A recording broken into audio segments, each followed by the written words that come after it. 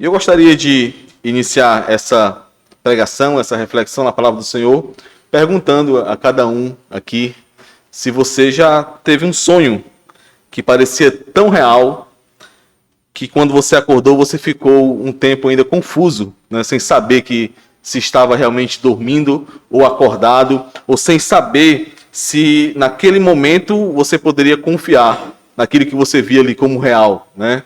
Um sonho que foi tão marcante, um pesadelo tão ruim, que a sua mente ficou ali ansiando para que você, enfim, acordasse. Muitas vezes até em uma luta, né? Acorda, acorda. É um pesadelo, acorda. Então você acorda todo suado, angustiado, com medo daquilo que viu naquele sonho. E mesmo sem ser uma pessoa supersticiosa, você fica se perguntando, será que foi um aviso? Será que eu recebi alguma mensagem nesse sonho? Né? Será que vai acontecer alguma coisa? E por mais absurdo que tenha sido o sonho, porque muitas vezes nossos sonhos são bem difíceis de explicar, a lógica, né? Mas por mais absurdo que tenha sido esse sonho, a angústia e o medo que nós sentimos naquele momento, né, no caso de um pesadelo muito ruim, a angústia e o medo que nós sentimos nos leva, pelo menos por um tempo, a ficarmos refletindo, lembrando e refletindo, imaginando qual seria o significado desse sonho. Mesmo sem sermos ali, estou falando de uma perspectiva mais natural, né? Mesmo sem ficarmos ali imaginando que isso terá um peso sobre a nossa vida. Certo dia, irmãos, o homem mais poderoso do mundo, o homem mais poderoso da época em que ele viu a sua segurança, a sua confiança, a sua paz escorregando pelos seus dedos, e tudo isso por conta de um sonho, por causa de um sonho.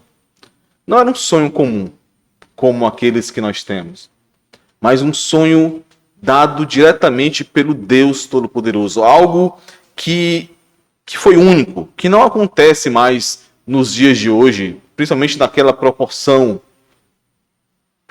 algo que era real demais, intenso, perturbador. O rei mais poderoso do mundo estava ali apavorado, como um menino que procura o quarto dos pais quando tem um pesadelo no meio da madrugada. Apavorado, ele não conseguia sequer dormir mais. Aquele sonho que ele teve, na verdade foram sonhos que se repetiram, mas aquele sonho revelou a fragilidade dele. Aparentemente, de acordo com o seu julgamento, ninguém podia ameaçar o reino de Nabucodonosor. Ninguém. Ele era poderoso demais. Ele tinha tudo, poder, riqueza, fama, a sua palavra era respeitada, era lei, as suas ordens eram sempre obedecidas, não podiam ser questionadas, mas agora aquele rei estava perturbado. Não era algo simples, comum, não era uma preocupação à toa. O versículo 1 do capítulo 2 que nós lemos nos diz que o seu espírito estava perturbado, de maneira que o seu sono o abandonara.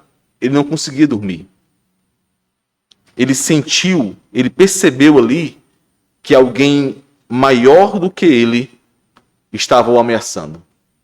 Ele percebeu ali que a segurança do seu império estava ameaçada por algo que estava fora do seu controle, que estava além dos seus domínios, que era muito maior do que ele, algo invisível, algo além deste mundo. Nabucodonosor estava naquele período, naqueles dias, estava inseguro, inquieto, totalmente atordoado. No mundo antigo, irmão, os sonhos eles eram considerados como significativos, sobretudo os sonhos de reis, sobretudo de pessoas que tinham tanta autoridade, eram muitas vezes vistos como previsões, avisos acerca do futuro. Quando era o sonho de um rei, então, o futuro do seu reino poderia estar em perigo. Poderia, de alguma forma, ser afetado, destruído. E se ele pudesse entender o significado desse sonho, ele poderia agir, ele poderia antecipar, ele poderia fazer algo que impedisse aquilo que estava vindo. Algo semelhante aconteceu, os irmãos devem lembrar, algo semelhante aconteceu com Faraó, o rei do Egito, na época em que o filho de Jacó, José, foi levado como escravo para o Egito. Gênesis capítulo 41, versículo 8, nos fala sobre o que aconteceu com o faraó após o sonho que ele teve. De manhã, Gênesis 41, 8 diz assim: de manhã, achando-se ele de espírito perturbado, a mesma expressão aqui que foi associada a Nabucodonosor, mandou chamar todos os magos do Egito e todos os seus sábios e lhes contou os sonhos, mas ninguém havia que os interpretasse. Na verdade, irmãos, existem muitas semelhanças entre José e Daniel, entre a história de José e a história de Daniel. Em alguma oportunidade, se assim o Senhor permitir, nós refletiremos sobre essas semelhanças. Mas aqui, nós vemos que o capítulo 2 de Daniel, ele trata inteiramente desse sonho do rei Nabucodonosor. São 49 versículos que continuam nos ensinando como, em sua soberania e providência, Deus conduz todas as coisas conforme o desenvolvimento do seu plano. E aqui, o que é revelado, aquilo que é declarado nesse capítulo 2, por meio da interpretação desse sonho, é que o reino eterno de Deus está vindo. O reino eterno de Deus está sendo revelado aqui aos gentios. É isso que nós encontramos no versículo 44. Nós não veremos hoje esse versículo. Está para a próxima mensagem aí. Mas é isso que nós encontramos no versículo 44. Olha que maravilhoso. Mas nos dias destes reis, o Deus do céu suscitará um reino que não será jamais destruído. Este reino não passará a outro povo. Esmiuçará e consumirá todos estes reinos, mas ele mesmo subsistirá para sempre. Algo que já havia sido revelado aos judeus, a nação de Israel, por meio da aliança de Deus feita com Davi. Nós vemos isso em 2 Samuel capítulo 7, mas que agora estava sendo revelado aos gentios. No entanto, irmãos, antes de nós adentrarmos a essa revelação, ao conteúdo dessa revelação, nós iremos hoje, aqui, nesses primeiros 23 versículos, nós iremos aprender, olhar para Daniel e ver como Daniel e seus amigos reagiram em meio às circunstâncias geradas por esse sonho. As dificuldades que foram geradas em meio ao sonho do rei Nabucodonosor. Como nós acabamos de ler aqui. Estes, Daniel e seus amigos, como habitantes desse reino eterno que há muito havia sido prometido, em meio às provações, em meio ao perigo de morte que foi gerado ali, como nós lemos, um decreto de morte, estes reagiram com fé e dependência ao seu Deus, demonstrando então a sabedoria de outro reino, a sabedoria do alto, muito diferente dos sábios da Babilônia, muito diferente daqueles habitantes do reino da Babilônia, os sábios de acordo com este mundo. Estes não reagiram da mesma forma. Então hoje, irmãos, através desses 23 versículos iniciais do capítulo 2, nós iremos refletir sobre a sabedoria de outro reino, a sabedoria do alto, através desse contraste da reação de como Daniel e seus amigos lidaram com essa situação que foi gerada e como também os sábios da Babilônia, habitantes do reino deste mundo, eles lidaram com essa situação. Nós veremos então 2 pontos somente. Primeiro, é a sabedoria humana ou a sabedoria do mundo. A sabedoria humana, ela é limitada e conduz ao desespero. São os primeiros versículos, onde nós vemos a reação dos sábios da Babilônia. E também a reação de Nabucodonosor a todo aquele momento que ele estava passando. A sabedoria humana é limitada e conduz ao desespero. E o segundo ponto, nós veremos, a sabedoria do alto é confiante e louva a Deus. Foi assim que nós finalizamos a leitura desses primeiros 23 versículos, com adoração ao Deus Todo-Poderoso, com louvor, com aquilo que nós começamos cantando hoje, né? O Seja Bendito. É assim que nós finalizamos esses primeiros 23 versículos. A sabedoria do alto é confiante e louva a Deus. Vamos orar mais uma vez, pedindo ao Senhor por essa sabedoria. Senhor amado, obrigado pela tua palavra. Obrigado pela graça de estarmos aqui agora. Não chegamos aqui à toa, Senhor, mas a tua forte, poderosa e bondosa mão nos conduziu até aqui. Ó Senhor, somos tão limitados, somos tão dependentes da tua bondade para conosco. Por isso te pedimos, Senhor, ilumina nossas mentes, dá-nos da sabedoria do alto, para que possamos compreender a tua palavra. E mais que isso, Senhor, mais do que compreender intelectualmente a tua palavra, mas aprender a tua palavra com o nosso coração, para que assim possamos caminhar neste mundo como habitantes de outro reino que somos, para que assim possamos enxergar o valor de Cristo Jesus, teu único Filho, que nos foi dado, para que pudéssemos ter a esperança de que não morreremos aqui, mas que o Senhor tem nos guardado. Nos ajuda, Senhor. Em nome de Jesus. Amém. Nosso primeiro ponto, então, irmãos, é a sabedoria humana, ela é limitada e conduz ao desespero. Esse é o nosso primeiro ponto.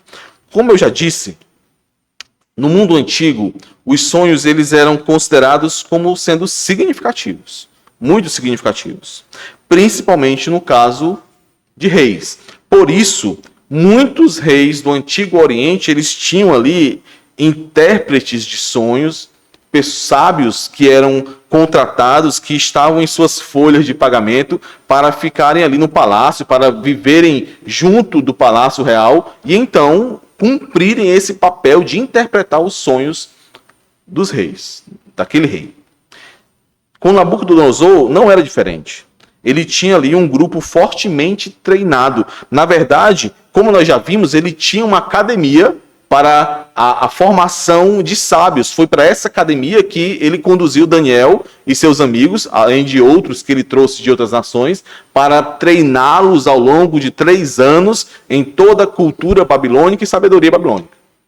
Ele formava os seus sábios também diante de tão grande necessidade.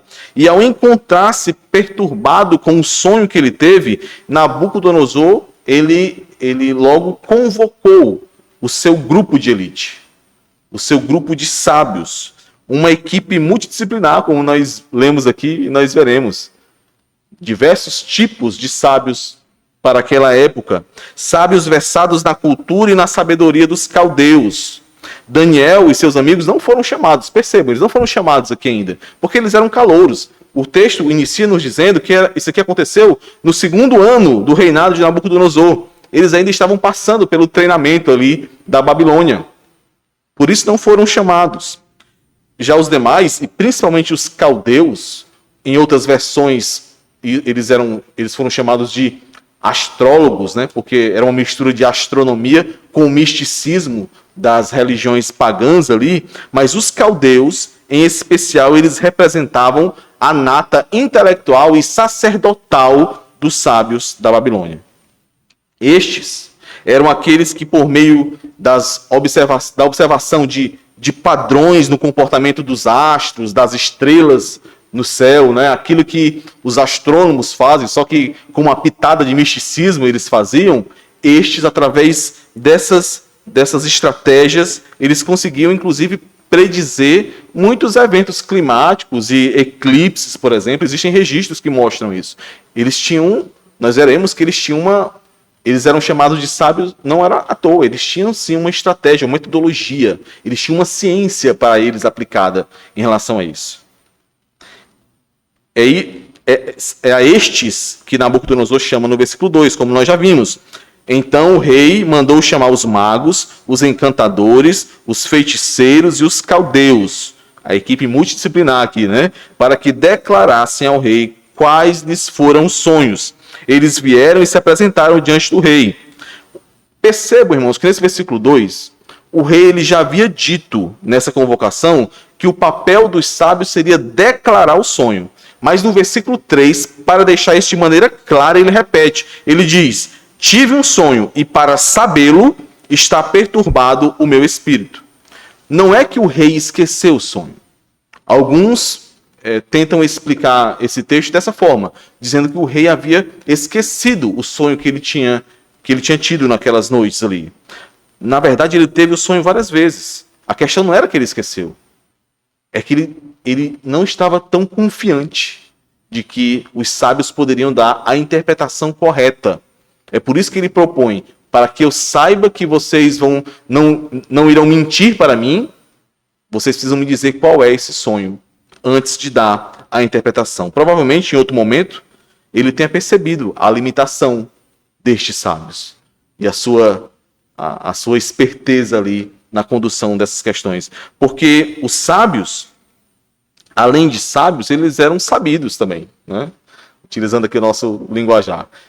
Eles tinham toda uma metodologia de fazer parecer que as coisas estavam dando certo também, em alguns casos, né?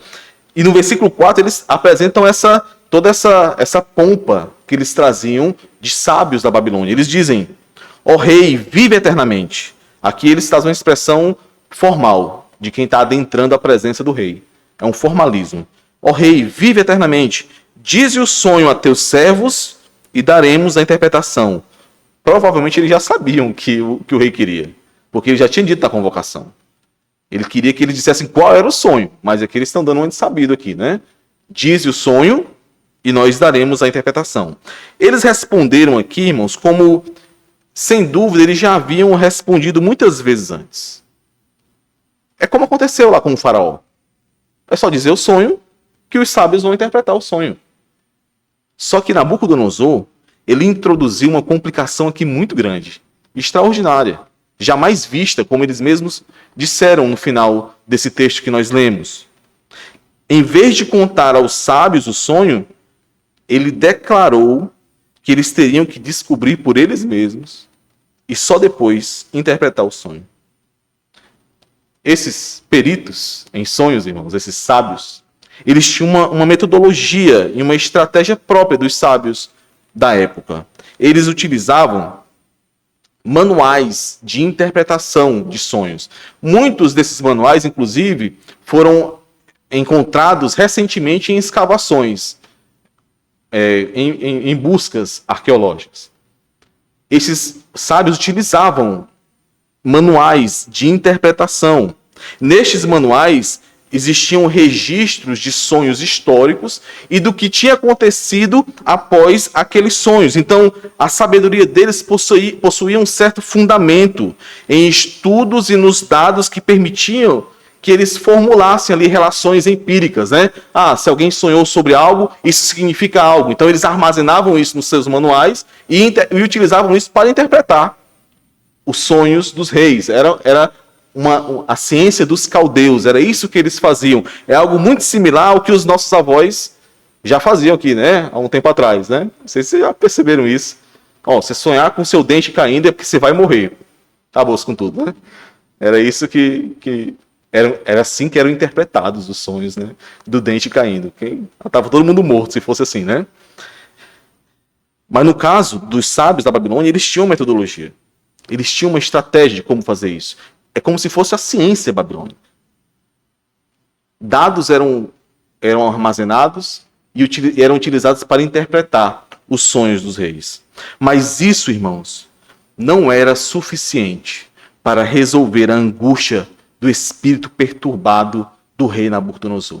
É por isso que ele responde, quando, pela primeira vez, os sábios pedem que ele diga o seu sonho, diga o sonho que ele teve, ele já responde de maneira muito feroz, muito bruta. Olha o que ele diz no versículo 5. Uma coisa é certa, ou seja, essa é a minha palavra, a palavra do rei, esse é o meu decreto. Uma coisa é certa, se não me fizerdes saber o sonho e a sua interpretação, sereis despedaçados e as vossas casas serão feitas monturo.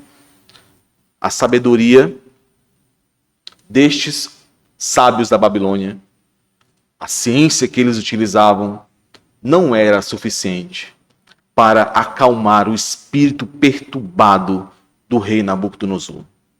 A sabedoria humana, irmãos, é limitada. Ela não é suficiente para curar as angústias da alma, o desespero daqueles que não estão firmados na rocha. Nós conversamos sobre isso ontem na nossa reunião da família, né? Quando a angústia chega, palavras que não têm peso eterno, que não vêm da sabedoria do alto, não trazem resultado. Não trazem.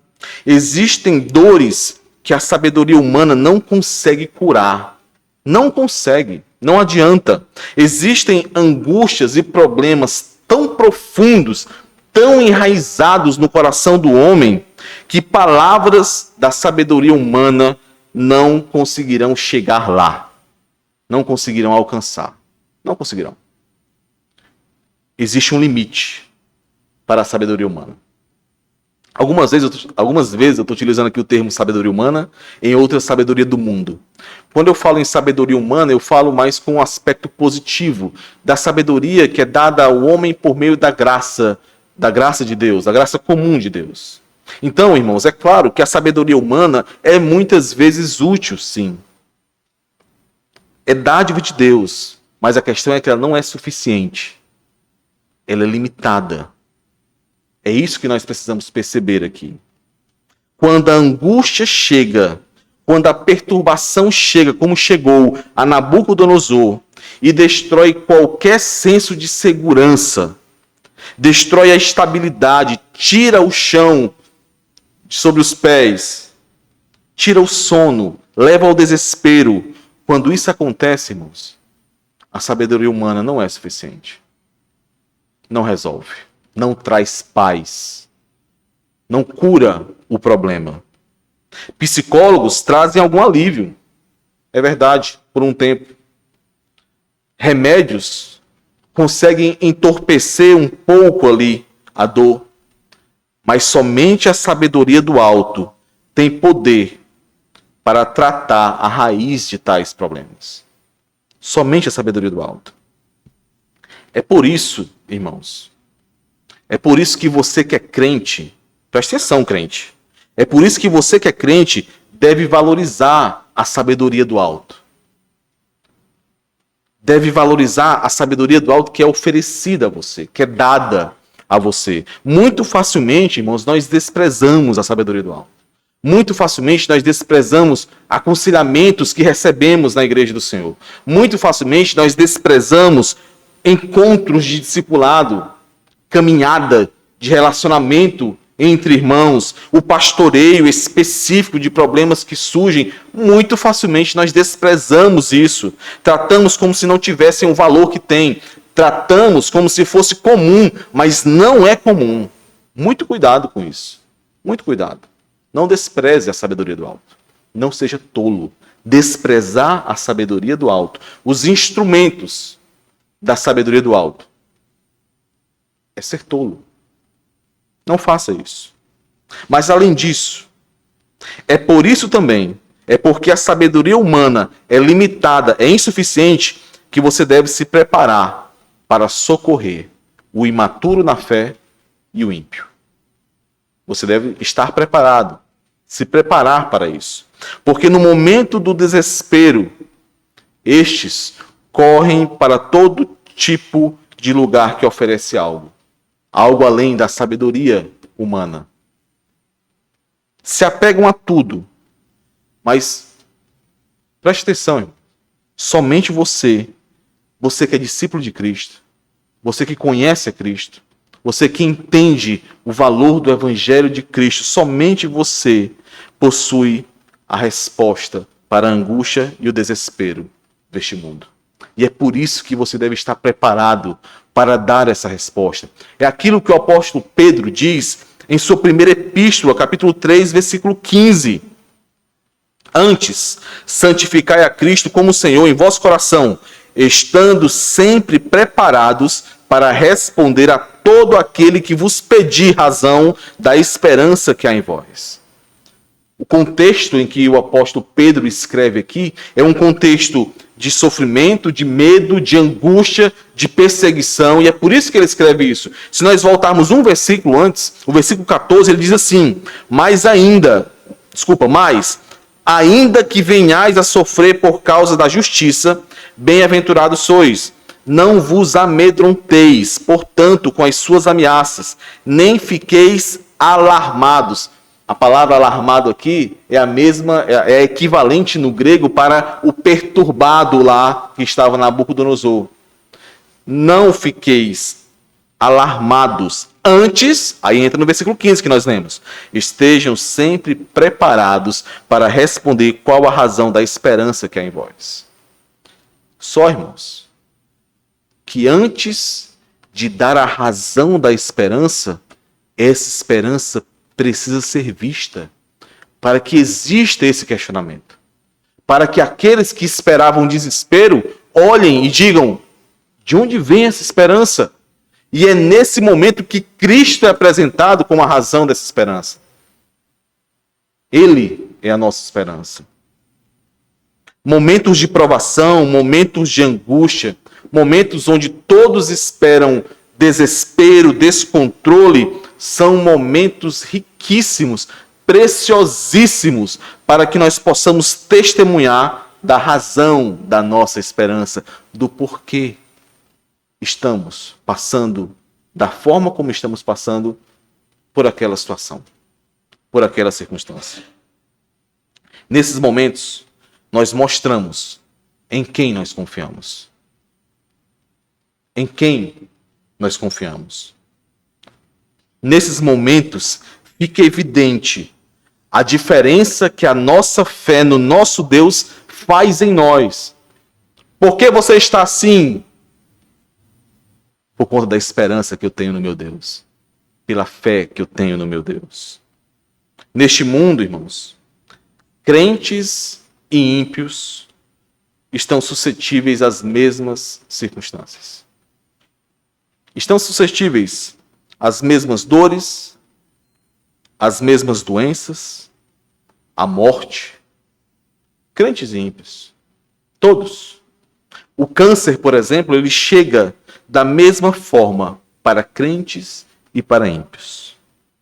Mas existe uma diferença muito grande em como estes lidam com isso. Em como estes, crentes e ímpios, reagem a situações como essa. O rei Nabucodonosor estava decidido. Ele decretou: se alguém revelasse esse sonho a ele, ele encheria este alguém com honras e presentes. Mas, por outro lado, se ninguém conseguisse revelar o sonho de Nabucodonosor, este mataria todos os sábios da Babilônia. O decreto foi dado. Não poderia voltar atrás. A palavra do rei foi dada. A sabedoria humana da equipe de elite de Nabucodonosor estava sem serventia ali. Eles não podiam resolver nada. A limitação dessa sabedoria conduzia naturalmente ao desespero, à falta de esperança. E isso pode ser visto. Inicialmente, na segunda tentativa, de que o rei contasse o sonho no versículo 7, eu não vou ficar lendo todos os versículos, porque são 23, mas nessa segunda tentativa de que o rei contasse o seu sonho, nós podemos ver o desespero dos sábios, porque o rei já tinha dito, no versículo 5, ele já tinha sido bruto o suficiente. Eles mal abriram a boca, ele disse: se não me contar o sonho, vão tudo ser despedaçado e as casas vão virar monturo. Foi muito desespero para repetir a mesma pergunta.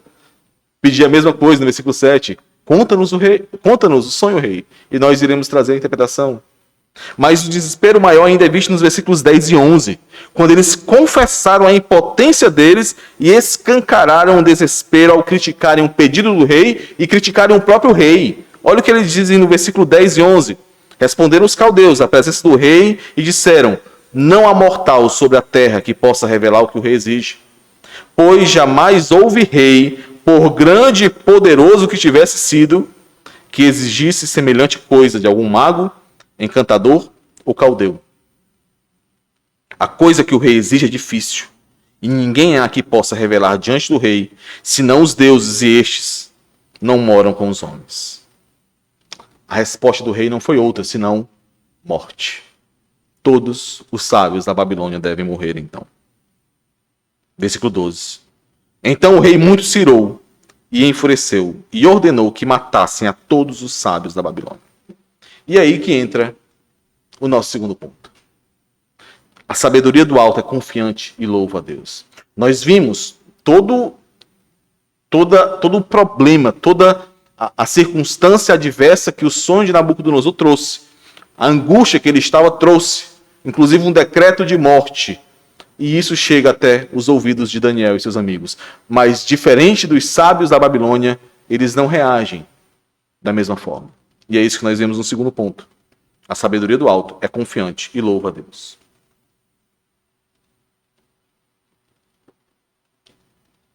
Versículo 13. Saiu o decreto, segundo o qual deviam ser mortos os sábios, e buscaram a Daniel e a seus companheiros para que fossem mortos.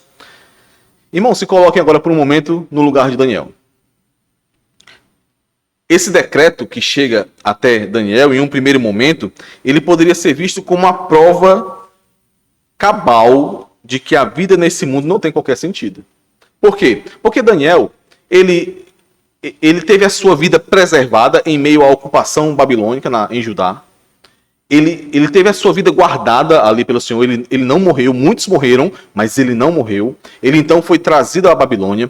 Quando chegou na Babilônia, ele decidiu que ele não ia se contaminar com a Babilônia e de forma miraculosa, ele conseguiu o apoio daqueles que deveriam ser inimigos dele, por enquanto, na corte do rei, de maneira que aquele que era o responsável por ele teve simpatia por ele e não o entregou quando ele disse que não ia compactuar com os alimentos do rei, o que nós vimos que está relacionado à lealdade à mesa do rei. E ele teve a sua vida preservada mais uma vez, de maneira sobrenatural, inclusive engordando mais do que os companheiros, aqueles que estavam com ele comendo somente legumes, né? Eles comendo somente legumes. E agora, sem qualquer aviso, de maneira quase que sem explicação, ele se encontra condenado à morte, junto com todos os outros sábios da corte. Sem sequer saber o que estava acontecendo, ele não sabia, só chegou o aviso de morte. Ele não sabia o que estava acontecendo. Sem sequer ter falhado com o rei. Daniel não estava nem lá. Ele não foi chamado para tentar interpretar o sonho do rei. Ele só recebeu a carta de morte, o decreto de morte. No entanto, irmãos, diante dessas circunstâncias adversas, nós vemos que Daniel não entrou em pânico. Daniel não se desesperou. Ele não buscou um outro caminho, ele não foi tomado pelo desespero. Ele entendeu que mesmo que não parecesse, o que estava acontecendo ali também estava sob o controle do Deus soberano que ele conhecia. E que existia um propósito para aquilo. O sonho de Nabucodonosor e o seu decreto de morte para os sábios não seria uma tragédia aleatória e sem sentido. Ao contrário, ela forneceria o contexto para que Deus exibisse ali na Babilônia pela primeira vez, publicamente, o seu poder, a sua autoridade, o seu domínio sobre todas as coisas. É o que nós encontramos aqui, essa primeira atitude de Daniel nos versículos 14 a 16. Vamos ler juntos, 14 a 16. Então Daniel falou avisada e prudentemente, ou seja, com cautela, com prudência, com bom senso, com tato, pensando muito bem antes de falar, tomando cuidado com as palavras. Ele não foi tomado pelo desespero, então ele pôde raciocinar dessa forma. Com tato, pensando. Daniel falou avisado e prudentemente a Arioque, chefe da guarda do rei, que tinha saído para matar os sábios da Babilônia. E disse a Arioque, encarregado do rei, por que é tão severo o mandado do rei? Em outras palavras aqui, Daniel está perguntando por que é tão urgente. Por que o rei quer matar tão rapidamente todos os seus sábios? O que aconteceu para que chegasse a essa urgência? Então Arioque explicou o caso a Daniel. Foi Daniel ter com o rei e lhe pediu designasse o tempo e ele revelaria ao rei a interpretação. Daniel conseguiu aqui uma audiência com o rei, irmãos. Ele foi falar com o rei após isso, que já é algo maravilhoso. E ali Deus já mostrou o seu poder em conceder a Daniel algo que não foi dado aos demais sábios da Babilônia. Daniel pediu o tempo e o rei deu. O rei acusou os demais sábios de estar querendo ganhar tempo para poder se livrar da situação. E ele acusou e já deu decreto de morte. Daniel não. Daniel recebeu da parte do rei esse tempo. Daniel disse: designa um tempo e eu trarei a interpretação. Daniel, então, irmãos, ciente de que a mera sabedoria humana não poderia salvar a ele, aos seus amigos, seus companheiros e também os demais sábios da Babilônia, ele se voltou para o único que poderia socorrê-lo naquele momento: o Deus Todo-Poderoso. Mas o ponto que eu quero refletir com os irmãos aqui é como ele fez isso. Como Daniel se voltou para o Deus Todo-Poderoso. Como ele correu para o Deus Todo-Poderoso. O que ele fez? Versículo 17 e 18. Então Daniel foi para casa e fez saber o caso a Ananias, Misael e Azarias, seus companheiros, para que pedissem misericórdia ao Deus dos céus sobre esse mistério, a fim de que Daniel e seus companheiros não perecessem com o resto dos sábios da Babilônia. Daniel, ele buscou a sabedoria do alto junto daqueles que, assim como ele, eram habitantes de outro reino. Irmãos, nós já vimos isso algumas vezes. Em algumas séries diferentes, inclusive nessa em Provérbios, né, que nós estamos sendo os devocionais com o pastor Livano. Mas lembrem, irmãos, olhando para essa atitude de Daniel, lembrem a sabedoria do alto, a sabedoria do reino ao qual nós fazemos parte, nunca é encontrada em autonomia e em isolamento. Nunca. Daniel buscou os seus companheiros para que juntos pudessem clamar ao Deus Todo-Poderoso por misericórdia. Nós fomos resgatados para sermos ajuntados em um só coração e em um só caminho. Essa é uma das bênçãos da nova aliança em Cristo Jesus. Nós vimos isso hoje pela manhã. Cristo derramou seu sangue, expiou os pecados daqueles que foram eleitos pelo Pai, e como consequência disso também, por meio do seu sangue, nós fomos feitos participantes da nova aliança em Cristo Jesus. E uma das bênçãos dessa nova aliança é que as ovelhas, todas as ovelhas perdidas, seriam ajuntadas em um só corpo. Foi o que nós vimos hoje em Jeremias 32, 39. Dar-lhes-ei um só coração e um só caminho, para que me temam todos os dias, para seu bem e bem de seus filhos. Irmãos, nós não estamos sozinhos. Daniel não estava sozinho no reino da Babilônia, por mais difícil que fosse. Ele não estava sozinho. Nós não estamos sozinhos e nós não precisamos caminhar sozinhos nesse mundo. Nós insistimos, é verdade. Tantas vezes nós nos isolamos, tantas vezes nós buscamos caminhar nesse mundo sozinhos, sem a intromissão de outros, sem o cuidado de outros, mas só perdemos nisso, irmãos. Como é maravilhoso, como é fortalecedor saber que os nossos irmãos, que a igreja do Senhor está batalhando em oração junto conosco, quando nós estamos passando por lutas.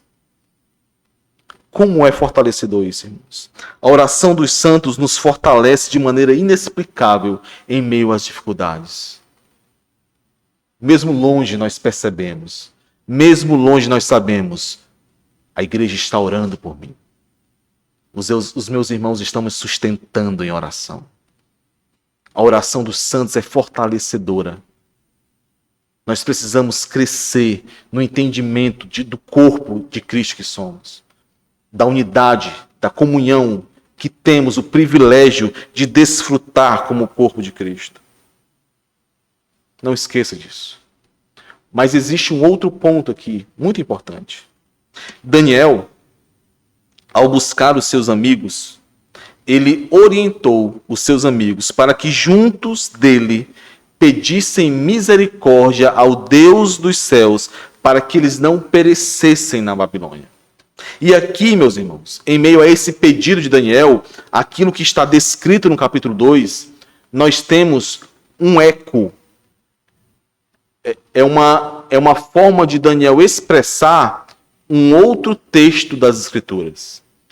Esse texto de Daniel, capítulo 2, esses versículos que nós acabamos de ler, eles ecoam a oração do rei Salomão, que já havia sido registrada e que já estava disponível a Daniel naquele período, porque ela foi registrada alguns séculos atrás.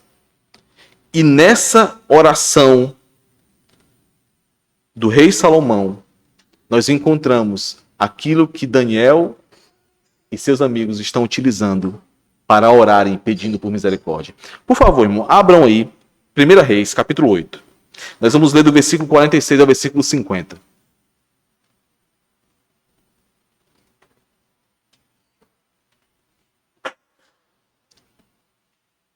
O rei Salomão está intercedendo pelo povo aqui, no templo, em meio ao período em que ele trouxe a arca de volta para o templo do Senhor. Ele construiu o templo e trouxe a arca. E ele está aqui intercedendo pelo povo. Ele diz assim, orando ao Senhor aqui, ele está orando ao Senhor, no templo. Quando pecarem contra ti, pois não há homem que não peque, e tu te indignares contra eles, e os entregares às mãos do inimigo, a fim de que os leve cativos à terra inimiga, longe ou perto esteja. Observe aqui, irmãos. Salomão está orando e, ao mesmo tempo, profetizando aquilo que aconteceria mais à frente. Ele está intercedendo. 1 Reis, capítulo 8, versículos 46 até 50. 1 Reis, capítulo 8, do 46 ao 50. Quando pecarem contra ti, pois não há homem que não peque, e tu te indignares contra eles, e os entregares às mãos do inimigo, a fim de que os leve cativos à terra inimiga, longe ou perto esteja, e na terra onde forem levados cativos, caírem em si, e se converterem, e na terra do seu cativeiro te suplicarem, dizendo, pecamos e perversamente procedemos e cometemos iniquidade, e se converterem a ti de todo o seu coração, de toda a sua alma, na terra de seus inimigos, que os levarem cativos, e orarem a ti, voltados para a sua terra, que deste a seus pais, para esta cidade que escolhestes, e para a casa que edifiquei ao teu nome, ouve tu nos céus, lugar da tua habitação, a sua prece e a sua súplica, e faz-lhe justiça. Perdoa o teu povo, que houver pecado contra ti, todas as suas transgressões que houverem cometido contra ti. E move tu a compaixão, é a mesma palavra que é utilizada como misericórdia em Daniel, e move tu a compaixão os que os levaram cativos, para que se compadeçam deles. Essa é a oração do rei Salomão, intercedendo pelo povo. Quando esse povo fosse levado cativo, quando esse povo estivesse prestes ali a ser dizimado em meio aos seus inimigos. Daniel lembrou da palavra de Deus, irmãos. Lembrou dessa palavra, dessa promessa, e a sua oração foi basicamente que Deus fosse fiel a essa palavra. Essa foi a oração de Daniel e dos seus amigos. Foi isso que ele orientou seus amigos a fazerem. E observem que ele fez isso mesmo estando naquele momento o templo do Senhor, que era o lugar de oração, que era onde Deus ouvia o seu povo, que era para onde Salomão havia orientado que esses orassem em direção, né? Mesmo estando o templo ali arrasado, saqueado, destruído. Mesmo sem qualquer sinal terreno do favor de Deus para com eles, porque era isso que o templo representava para os judeus. O favor de Deus ali. Mas mesmo assim, eles confiaram na palavra de Deus. Eles confiaram na promessa de Deus, na promessa de que Deus não os abandonaria. Irmãos, o Senhor é sempre fiel à sua palavra. sempre fiel à sua palavra. E sempre que nós nos encontramos perdidos, angustiados, nós devemos correr para o nosso Senhor. Correr para Ele, suplicando o seu favor, lembrando da sua palavra. Era assim que os salmistas oravam. Nós encontramos muitos e muitos salmos assim, onde os salmistas trazem à memória a palavra de Deus. Senhor, tu não podes ir contra a tua palavra, por isso vem ao meu socorro. Senhor, não me abandone, porque o Senhor é fiel a ti mesmo e à tua palavra. É isso que nós devemos fazer, irmãos, lembrando da palavra de Deus, lembrando das promessas de Deus e confiando na fidelidade de Deus. Mas para isso, você precisa se alimentar constantemente da palavra. Por isso, nós refletimos tanto sobre isso, a necessidade de sermos alimentados pela palavra, a necessidade de sermos edificados, sim, pela pregação fiel da palavra, pela instrução da palavra, mas também de buscarmos esse alimento através da leitura diária da palavra, através do estudo diário da palavra, de orações baseadas na palavra. Nós precisamos estar constantemente alimentados pela palavra para que essa palavra venha à sua mente no momento da angústia, no momento da dúvida, no momento do medo. Essa palavra venha à sua mente e te traga a convicção de que Deus não te abandonará. Se nós perseguíssemos, essa é uma triste verdade, se nós perseguíssemos a sabedoria do alto, com o mesmo entusiasmo que nós geralmente buscamos progredir nesse mundo, nós seríamos muito mais sábios do que somos hoje.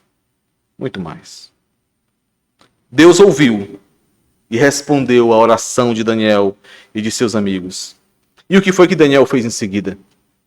Daniel correu para Nabucodonosor para dar a ele a resposta e então garantir que a sua vida seria preservada?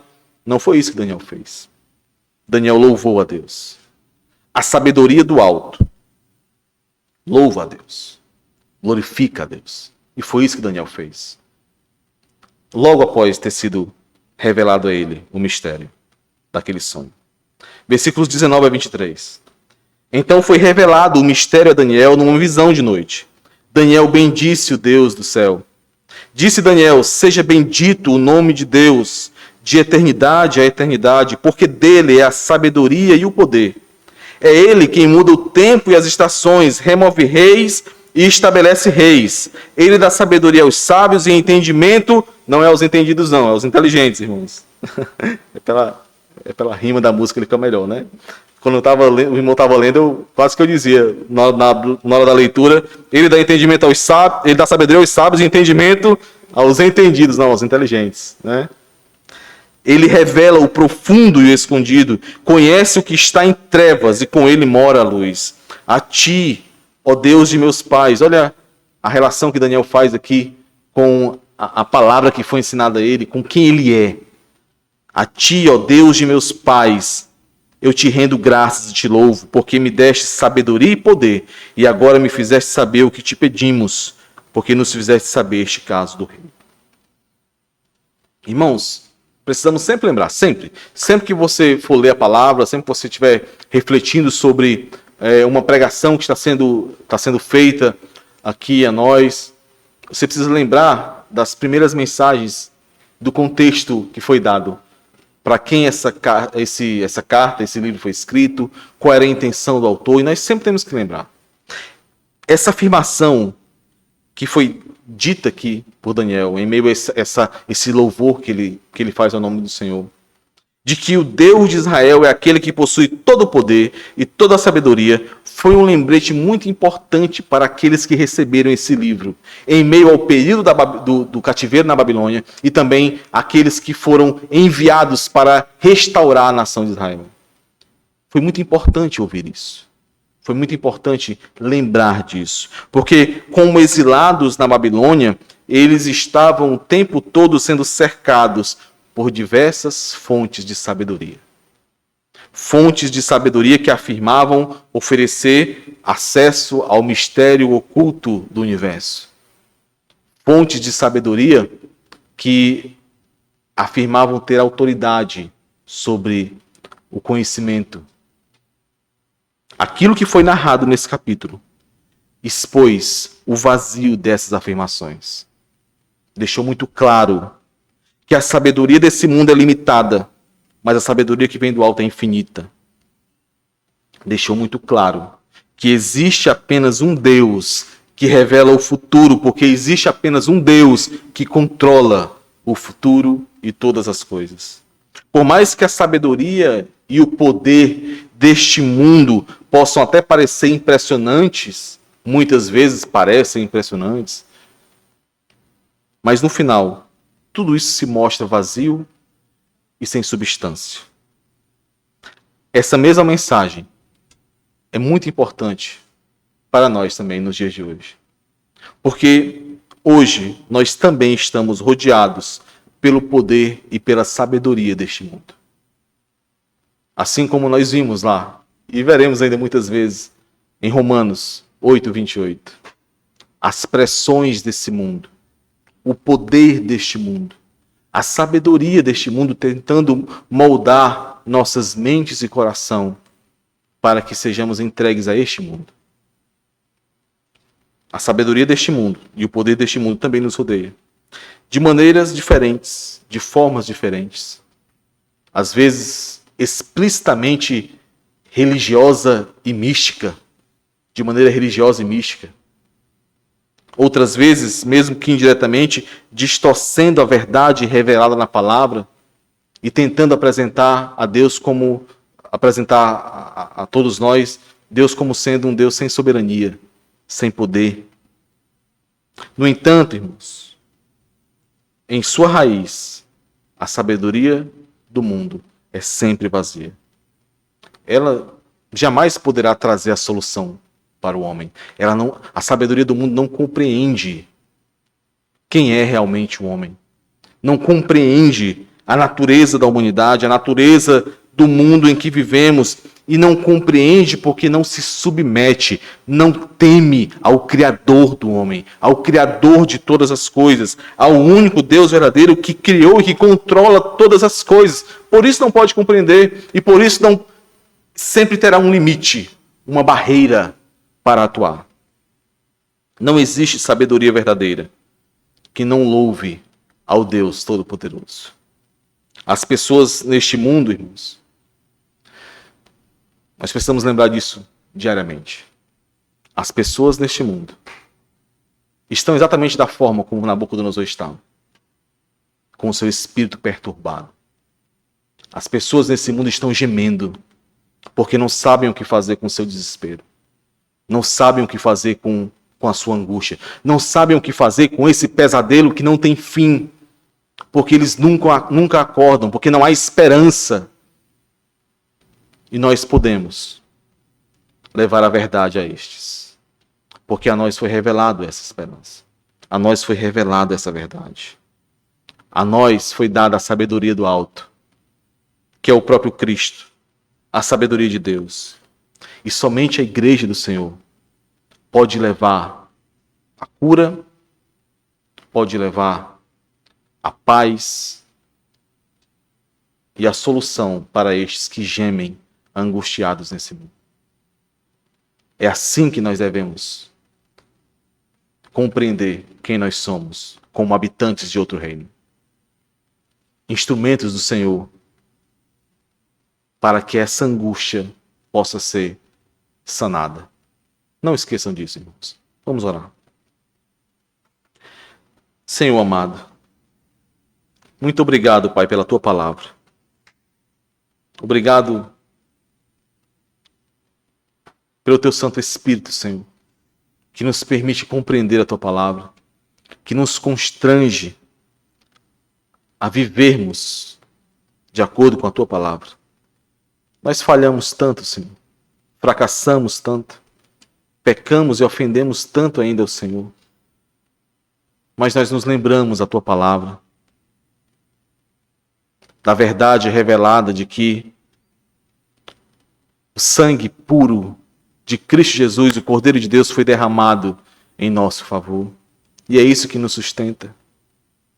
E é por isso que nós nos voltamos ousadamente ao Senhor pedindo perdão quando pecamos, clamando por misericórdia, não porque temos algum mérito acumulado diante do Senhor, mas porque confiamos na obra de Cristo Jesus que foi consumada na cruz.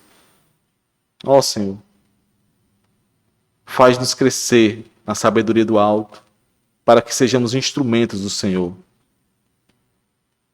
nesse reino de trevas, como resgatadores daqueles que são teus e que ainda perecem nesse mundo. Em nome de Jesus, Senhor, nos abençoa. Amém.